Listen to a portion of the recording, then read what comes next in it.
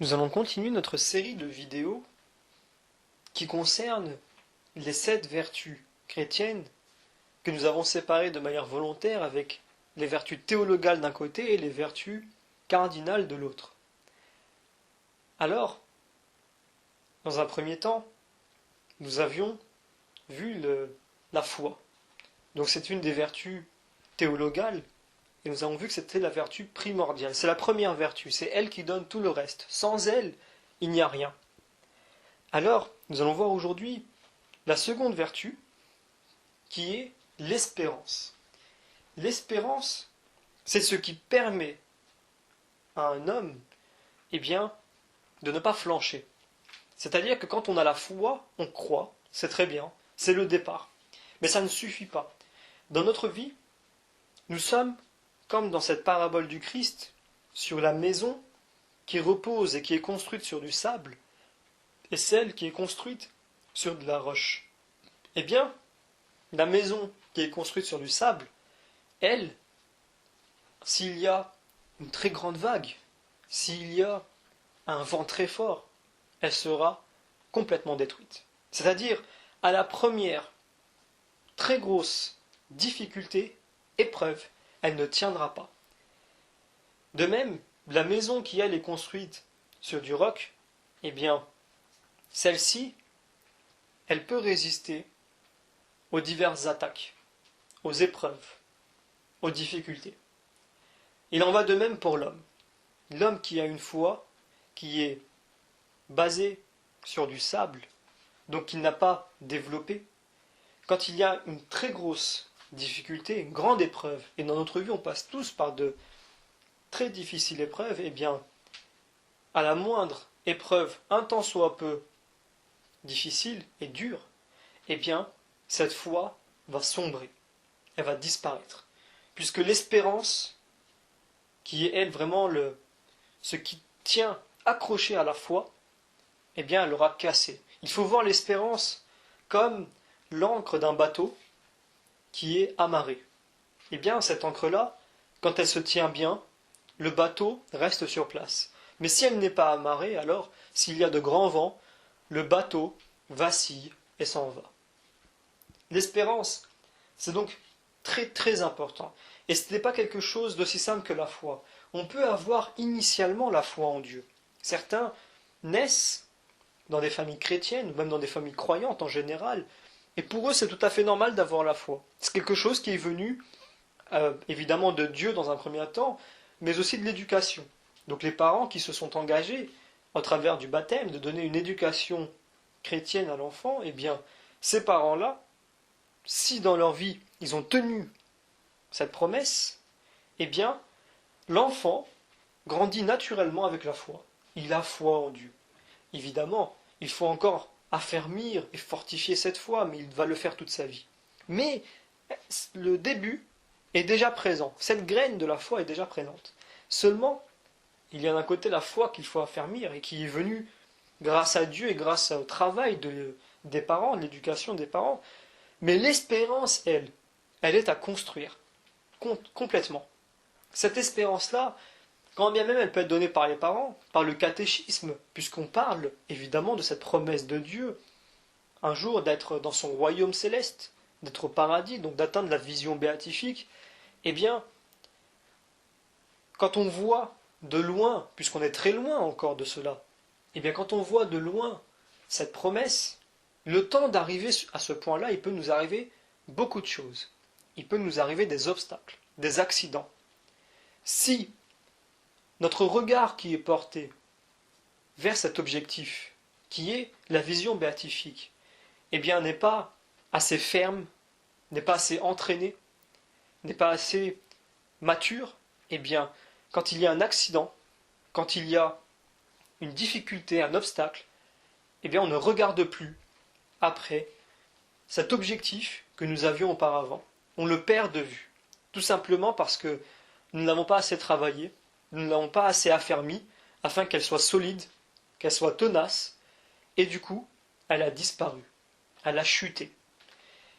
L'espérance est très importante donc, puisque quand elle part, très souvent, elle emmène avec elle la foi. c'est désastreux puisque on a bien dit au départ que la foi amène l'espérance. Eh bien, l'espérance peut, quand elle est attaquée très violemment et qu'elle sombre, amener avec elle la foi dans l'abîme. C'est pour cela que l'espérance, une fois que la foi est obtenue et qu'elle s'affermit petit à petit, il faut aussi travailler l'espérance. Travailler l'espérance, ça passe par l'étude de la parole de Dieu, entre autres. Et donc, l'étude de la parole de Dieu, c'est de voir ces promesses que Dieu a faites, ces très grandes promesses qui ont été accomplies. Donc de croire que Dieu va les accomplir pour nous, quels que soient les malheurs qui sont arrivés. Il est arrivé de grands malheurs à bien des personnes qui sont dans la Bible aujourd'hui et qui pourtant ont vu leurs promesses arriver. Je pense notamment à la Vierge Marie. La Vierge Marie a quand même vu son fils sur la croix. C'est quand même une épreuve terrible. Elle a vu son fils mourir sur la croix. Alors que c'est Dieu qui lui a donné ce fils. Imaginez-vous combien elle a pu être meurtrie. Elle a véritablement vécu la croix, mais dans son cœur. Et pourtant, sa foi en Dieu, sa foi en la promesse de Dieu n'a pas flanché. Il n'y a peut-être pas pire pour une mère que de voir son fils mourir devant elle. Il n'y a pas pire comme épreuve. Et pourtant, sa foi n'a pas flanché. Et on voit aujourd'hui ce qu'elle est devenue. Alors, c'est pour cela que la lecture de la parole de Dieu permet de fortifier notre foi. Il y a évidemment d'autres choses. Il y a la fréquentation au sacrement, donc le fait de connaître Dieu, de rentrer en relation avec Dieu. Donc il y a l'oraison, il y a la prière, il y a la pratique du chapelet, il y a aussi le fait de pratiquer la charité. Donc ça peut être pratiquer la charité, il y a diverses manières. Quand je prends le terme de pratique de la charité, c'est au sens large, c'est-à-dire que ça peut être tout à fait d'être bénévole au secours catholique, comme aller dans les hôpitaux ou dans les maisons de retraite pour tenir compagnie aux malades, aux veuves, aux veufs, aux orphelins, aux personnes en fin de vie qui sont peut-être seules. Parce que le fait de fréquenter ces personnes-là, eh bien, vont faire grandir la foi en Dieu. Alors certains me diront non, a priori, voir autant de malheurs, autant de souffrances, autant de personnes qui sont seules, c'est se dire mais où est Dieu? Comment est-ce que Dieu peut permettre cela? Alors la question de la souffrance, je l'ai traitée dans une vidéo, mais dans un second temps, quand quelqu'un me demande cette question, je lui dis, eh bien Dieu, il est présent. Il est dans le cœur de vous-même, dans ces personnes-là qui, elles, veulent faire le bien. Elles veulent être présentes avec les personnes qui sont seules, qui ont besoin d'être accompagnées. Alors, il faut comprendre que, véritablement, si on veut grandir dans l'espérance, il faut côtoyer les sacrements de l'Église et il faut côtoyer notre prochain. Puisqu'en plus, il vient toujours s'ajouter dans notre vie des petits clins d'œil de Dieu. C'est-à-dire que nous avons déjà la foi, nous avons déjà une espérance qui grandit. Quand Dieu est conscient de ça et qu'il veut vraiment nous aider à grandir encore plus dans la foi et dans l'espérance, eh bien il peut nous faire des miracles. Ça peut être directement pour nous, comme ça peut être pour des personnes justement que nous fréquentons, que nous aidions. Eh bien, ainsi, Dieu vient mettre sur notre chemin quelque chose qui fait encore plus grandir notre foi. Il nous le donne une fois que nous avons la foi, évidemment, et il ne nous le donne pas pour que nous ayons la foi. Quelquefois, ça arrive. Mais, dans le cas de la personne qui a déjà la foi, qui a déjà l'espérance, mais qui peut encore grandir dans l'espérance, eh bien, cela ajoute toujours un petit plus pour dire que voilà, Dieu est là, Dieu donne des grâces, il nous permet de toujours être présent, de nous montrer qu'il est là, finalement, il n'est pas loin, il est ici, et ce qu'il nous a promis, il le fera. Alors, il y a encore d'autres manières d'avoir l'espérance, c'est aussi de participer à la vie de l'Église, donc de pouvoir faire le bien, de pouvoir être utile, de pouvoir participer à cette promesse de Dieu. Il ne faut pas l'oublier, l'Église est une promesse de Dieu, non seulement dans les prophéties de l'Ancien Testament, mais aussi d'un autre côté, dans cette promesse que Dieu fait à Pierre, quand il lui dit « Je te remets les clés de l'Église ». Il lui donne en quelque sorte ça, les clés de l'Église. Il lui dit « Les portes de l'enfer ne prévaudront pas contre elle ». Et nous voyons que depuis 2000 ans, l'Église n'a pas flanché malgré les attaques, malgré les mensonges qui sont proférés à son sujet tous les jours, malgré les tentatives de perversion de notre société qui, toujours, va un peu plus loin dans la perversion, propose aussi de temps en temps à l'Église de la suivre. Donc elle propose dans un premier temps, par exemple, entre autres, le mariage des prêtres, quand dans le même temps, elle détruit le mariage chrétien dans la société civile, et qu'elle le dénigre, et qu'elle promue le mariage pour tous, pour tout, pour n'importe quoi, pour n'importe qui, pour n'importe quelle raison. Et donc derrière, le divorce pour tous, pour n'importe qui, pour n'importe quelle raison. Et donc, quelquefois, cette société tente d'amener avec elle l'Église, et elle le fait depuis 2000 ans, de diverses manières, sous divers régimes, sous divers noms, et ça ne marche pas.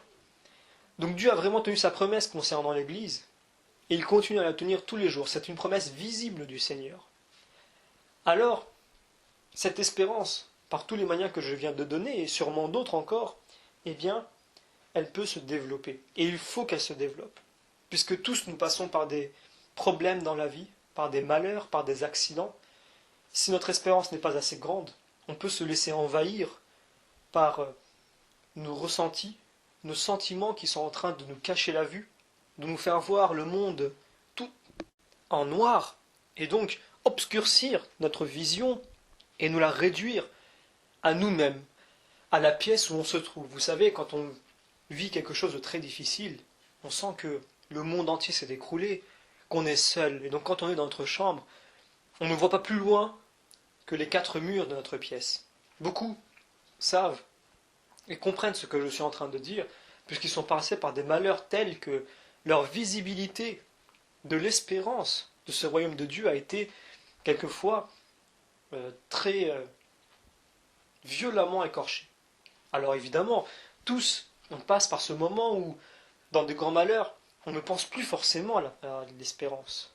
On n'a plus cette espérance qui nous permet de penser au royaume de Dieu. C'est temporaire. Quelquefois, c'est pendant le court moment, le temps de se remettre de ce malheur. Donc ce n'est pas très grave. Même s'il faut toujours s'entraîner à garder l'espérance, même dans le malheur, pour éviter de tomber dans d'autres péchés et de tomber dans des choses que l'on regrette. N'oublions pas que tout cela est une épreuve qui nous permet de grandir dans la foi. Alors, évidemment, il ne faut pas oublier que certaines personnes, comme je l'ai dit, et c'est l'objet aussi de la vidéo, tombent quand il y a de grands malheurs. Alors il faut être avec ces personnes-là. C'est pour cela que le Seigneur nous demande d'être avec ceux qui sont seuls. Car quand on est seul, donc souvent les orphelins, les veufs, les veuves, les personnes âgées, c'est les priorités du Seigneur. Aujourd'hui, malheureusement, cette solitude s'est étendue encore. Aujourd'hui, une personne de 25, 30 ans peut être tout seul. Et donc, il faut être avec ces personnes seules, parce que quand elles sont seules, elles sont des proies du démon. N'oublions pas que dans la Bible, on nous dit que le démon, c'est comme un lion rugissant. Il attend notre faiblesse. On est une proie, et quand on est seul, eh bien, il s'en prend à nous. Si vous regardez des documentaires à la télévision, des documentaires animaliers, on voit que le lion, quand il veut s'attaquer à un troupeau, il attend de voir lequel de ce troupeau s'éloigne. Et quand celui-ci est éloigné et qu'il est suffisamment seul, eh bien, il surgit et il saute sur cette proie. Et certaines personnes sont seules, beaucoup de personnes sont seules. Et il faut être avec ces personnes-là, non seulement pour qu'elles ne soient pas seules, mais aussi pour que, dans ce moment où elle a terriblement besoin d'aide, on soit là, à l'aider, à l'écouter, à être présent, mais aussi à lui rappeler l'espérance. Toujours, quand la personne a la tête baissée à cause de son malheur, lui aider à relever sa tête pour qu'elle puisse de nouveau regarder cette espérance qui est là devant elle et qu'elle oublie à cause justement de ce malheur. Et donc, il faut absolument fortifier l'espérance, toujours, en tout temps, parce que, comme je l'ai dit, elle peut amener avec elle la foi quand elle est détruite. Et donc maintenant nous allons voir dans la prochaine vidéo que cette espérance, quand elle est fortifiée, plus elle se fortifie, plus elle engrange encore quelque chose d'autre, qui est la charité.